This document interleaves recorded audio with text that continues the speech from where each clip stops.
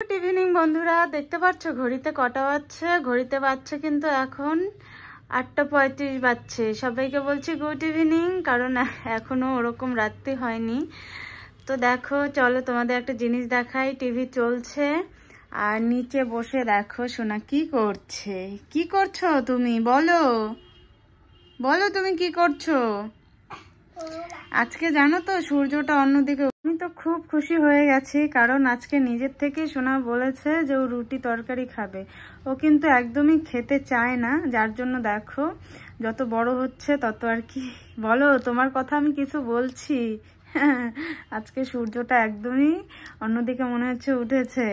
হ্যাঁ, নিজের থেকেই বলেছে যে রুটি আর তরকারি খাবে। আর দেখো রুটি দিয়েছি, আর দুপুরে করেছিলাম ফুলকপি আলু আর হচ্ছে মটরশুঁটি দিয়ে একটা তরকারি।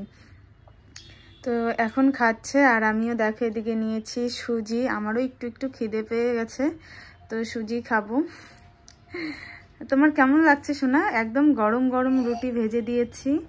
হ্যাঁ, আর সোনা রুটি খায়, ও একদমই রুটিটা খেতে চায় না সেটা না, কিন্তু গরম গরম একটা রুটি খায়, কিন্তু ভাত বলো অন্য কিছু বলো ও একদমই খেতে চায় না। আর টিভিটা অফ করে দিয়েছি না, যার দেখো টিভির সাউন্ডটা একটু অফ করে রেখেছি, আর কিভাবে চুপ করে বসে আছে খাওয়া বাদ দিয়ে, দেখতে পাচ্ছ?